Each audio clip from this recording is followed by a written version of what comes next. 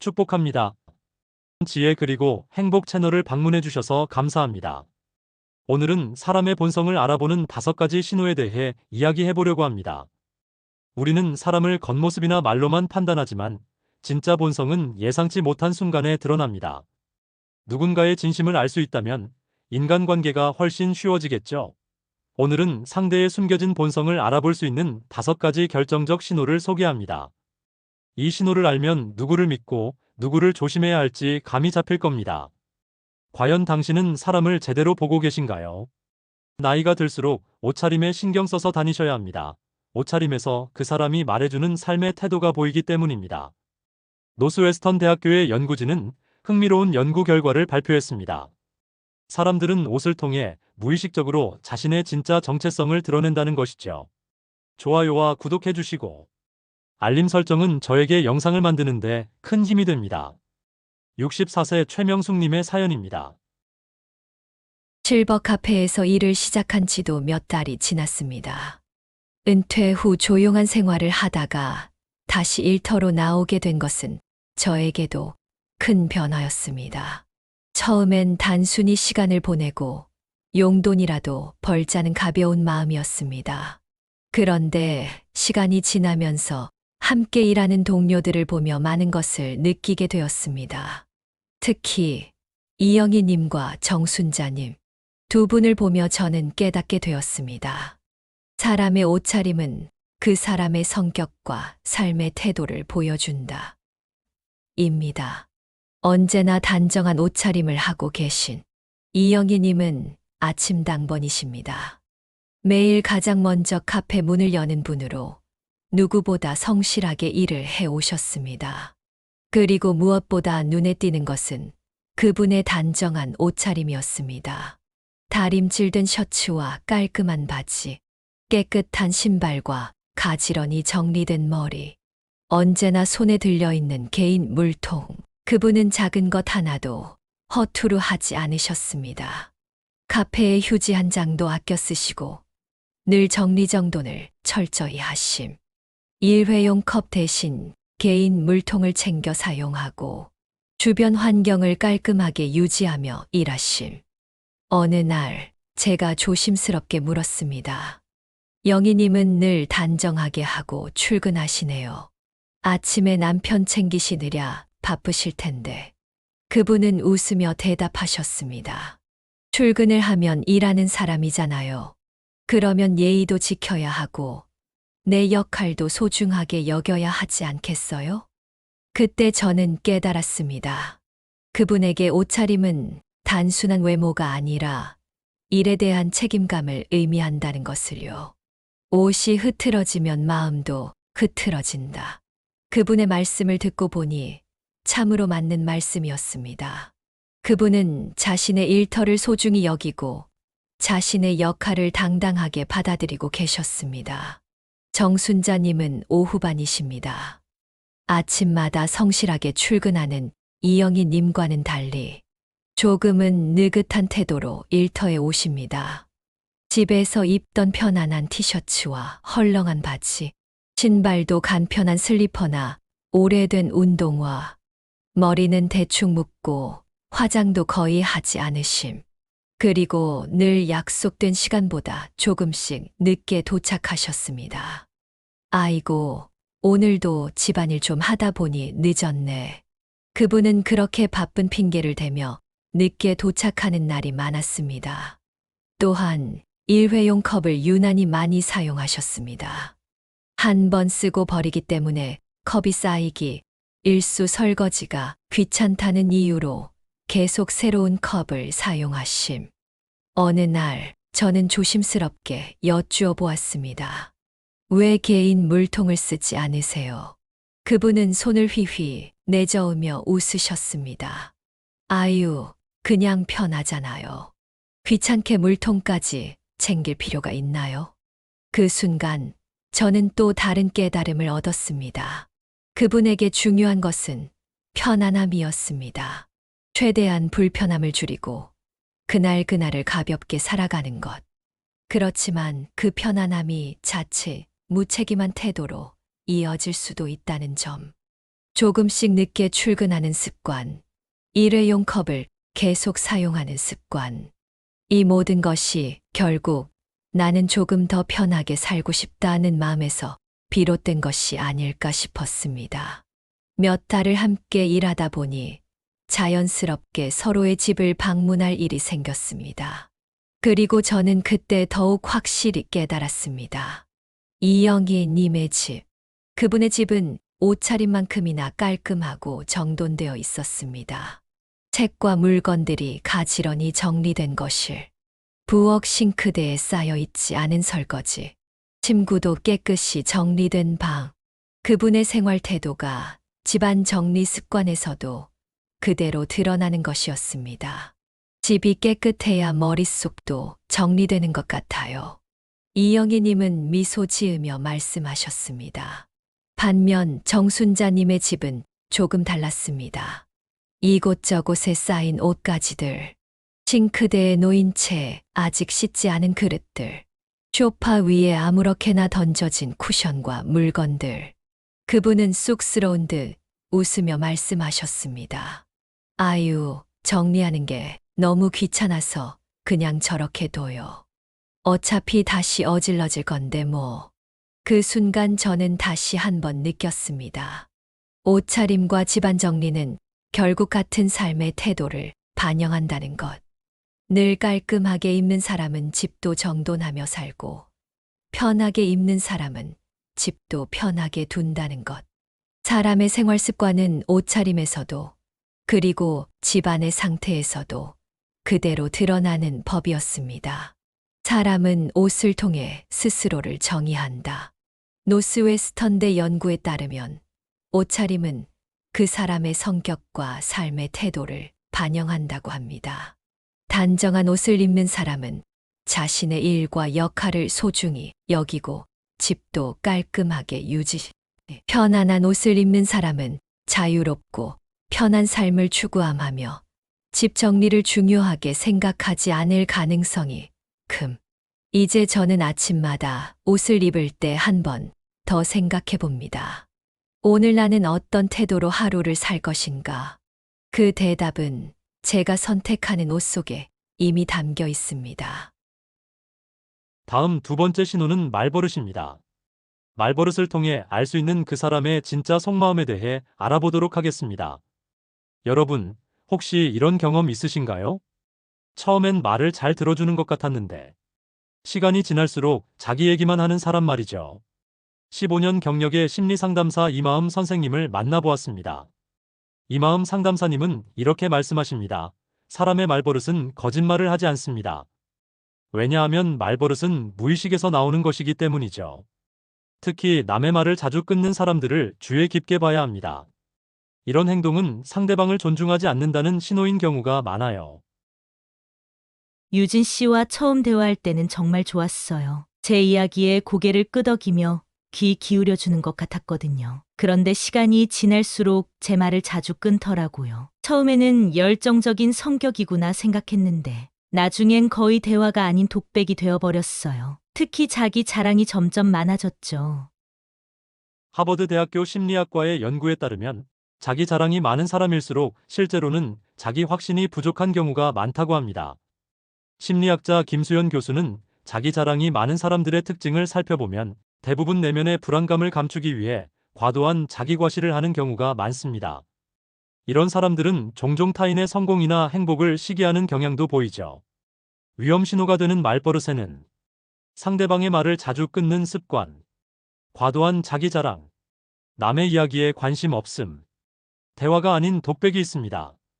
이런 말버릇을 가진 사람과 원활한 소통을 하려면 먼저 공감과 경계를 적절히 조절하는 것이 중요합니다.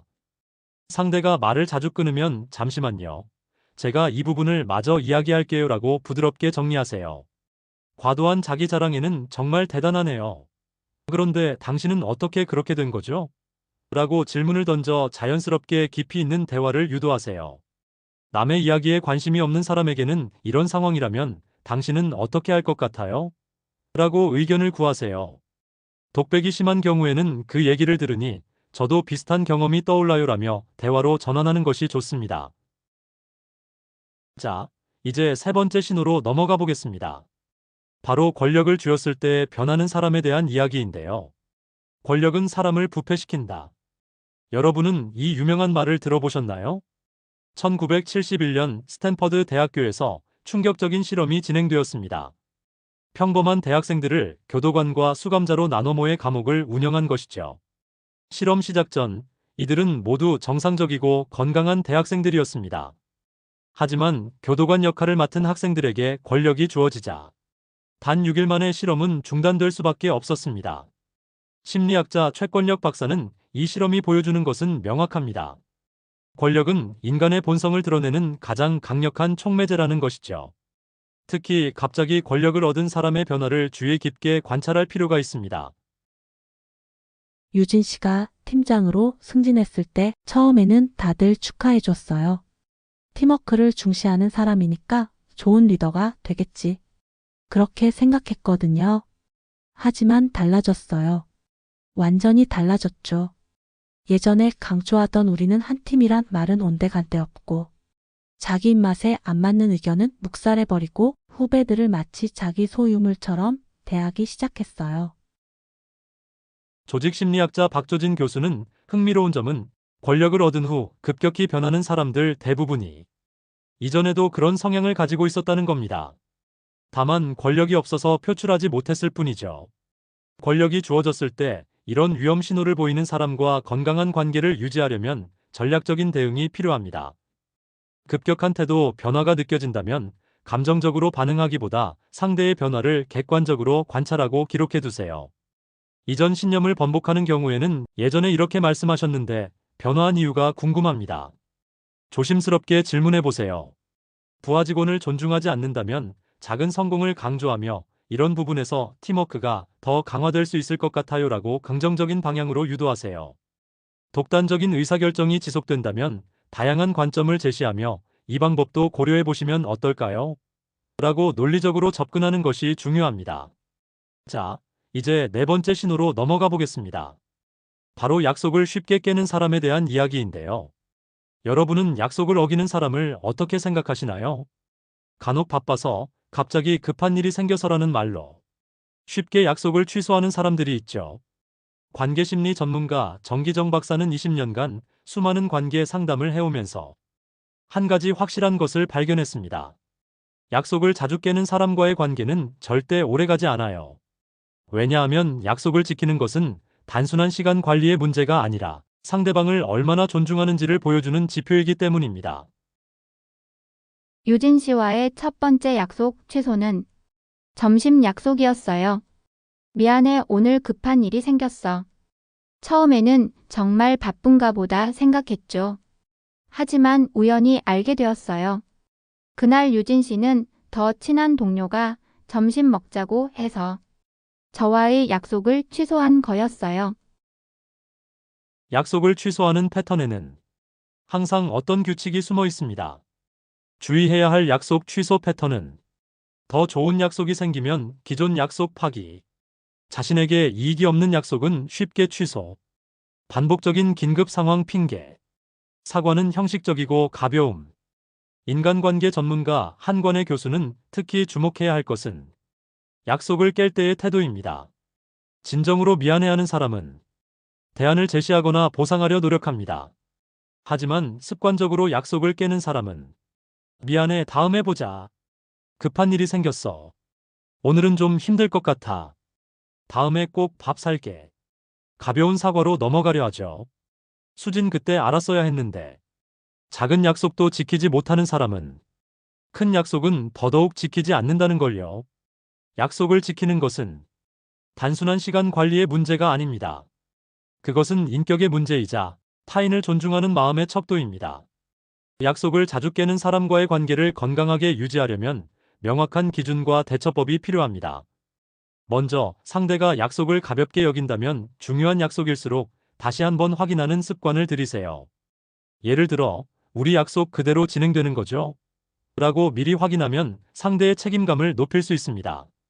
또한 반복적으로 약속을 어기는 사람에게는 직접적으로 기대치를 조정하는 것도 방법입니다. 너무 자주 약속이 변경되는데 앞으로는 일정이 확실할 때만 약속하는 게 좋겠어요 라고 솔직하게 말하세요. 하지만 약속을 지키지 않는 것이 계속 반복된다면 관계를 재평가하는 것도 필요합니다. 서로의 신뢰가 깨지는 관계는 결국 나에게도 부정적인 영향을 미칠 수 있기 때문입니다. 다섯 번째 신호는 타인의 성공을 질투하는 사람. 성공은 그 사람의 진짜 친구가 누구인지 보여줍니다. 오늘은 마지막 신호이자 어쩌면 가장 중요한 신호를 알아보겠습니다. 작년 겨울 제가 큰 프로젝트를 맡게 되었어요. 많은 분들이 불가능할 거라고 했던 프로젝트였죠. 3개월 동안 정말 열심히 준비했어요. 그리고 마침내 성공했죠. 동료들은 수진 씨 정말 대단해요. 어떻게 이런 성과를 낼 수 있었어요? 우리 팀의 자랑이에요 라며 축하해 주었어요. 입사 때부터 절친이었던 유진이가 제 뒷담화를 하고 다닌다는 얘기를 들었죠. 운이 좋았던 거지. 저 프로젝트는 원래 쉬운 거였어. 다른 사람이 했어도 충분히 가능했을 텐데. 그때의 배신감은 잊을 수 없네요. UCLA의 연구진은 흥미로운 연구 결과를 발표했습니다. 타인의 성공을 진심으로 기뻐하지 못하는 사람일수록 자신의 인생에서도 성공하기 어렵다는 것이죠. 심리학자 김성장 박사는 질투심이 강한 사람들의 특징은 타인의 성공을 자신의 실패로 받아들인다는 것입니다. 이런 사람들은 결국 주변의 모든 관계를 경쟁 구도로 만들어버리죠. 그 후로 유진 씨의 태도가 완전히 바뀌었어요. 제가 말할 때마다 비꼬는 듯한 말을 했고 회의 때마다 제 의견을 무시하거나 반박했죠. 수진 씨가 제안한 방법은 너무 위험해요. 지난번처럼 운 좋게 성공할 거라고 기대하면 안 되죠. 그제서야 깨달았어요.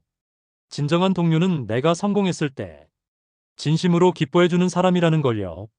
질투하는 사람의 특징. 겉으로는 축하하지만 뒤에서는 다른 말을 함. 상대의 성과를 깎아내리려 함. 운이 좋았다는 식의 평가절하. 성공한 사람을 향한 은근한 적대감. 질투하는 사람과 건강한 관계를 유지하려면 냉정한 태도와 전략적인 거리두기가 필요합니다. 겉과 속이 다른 태도를 보이면 그들의 진짜 속내에 너무 신경 쓰지 마세요. 오히려 당신이 축하해줘서 기쁘네요 라고 긍정적으로 받아들이고 넘어가세요. 운이 좋았다는 평가절하에는 운도 중요하지만 그만큼 준비가 있었기에 가능했죠 라고 단호하게 대답하세요. 은근한 적대감을 보이면 불필요한 논쟁은 피하고 필요하면 거리두기를 실천하세요. 상대의 감정을 바꾸려 하기보다는 내 성취를 스스로 인정하는 것이 가장 중요합니다. 누군가의 진짜 모습이 궁금하다면 그 사람이 당신의 성공을 어떻게 대하는지 보세요. 진정한 동료는 당신의 성장을 함께 기뻐하는 사람입니다. 이제 마지막으로 이 모든 내용을 종합하여 우리는 어떻게 해야 할지 함께 이야기 나눠보도록 하겠습니다. 마무리 당신은 어떤 사람인가요? 지금까지 우리는 사람의 본성을 알아볼 수 있는 5가지 신호에 대해 알아보았습니다. 첫 번째, 옷차림의 전략적 변화. 두 번째, 말버릇과 대화 태도. 세 번째, 권력을 얻었을 때의 변화.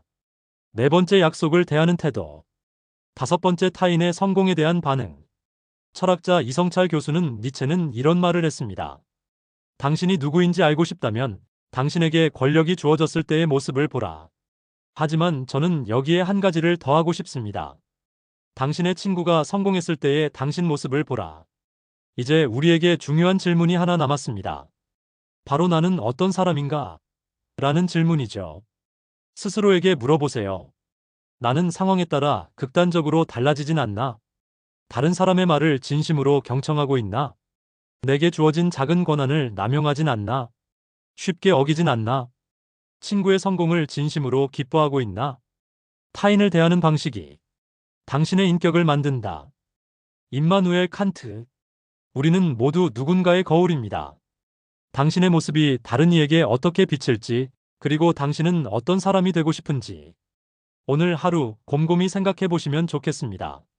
좋은 사람을 만나고 싶다면 먼저 내가 좋은 사람이 되어야 합니다. 우리 모두 서로에게 좋은 거울이 되어주는 그런 세상을 만들어가면 좋겠습니다. 자, 여러분은 어떠신가요? 오늘 이야기를 들으시면서 떠오른 경험이 있으신가요? 여러분의 소중한 경험을 댓글로 나눠주세요. 좋아요와 구독해주시고 알림 설정하시면 새로운 영상이 올라올 때마다 가장 먼저 만나보실 수 있습니다. 여기까지 시청해주셔서 감사합니다. 여러분의 인간관계가 더욱 행복해지길 바라며 다음 영상에서 다시 만나요.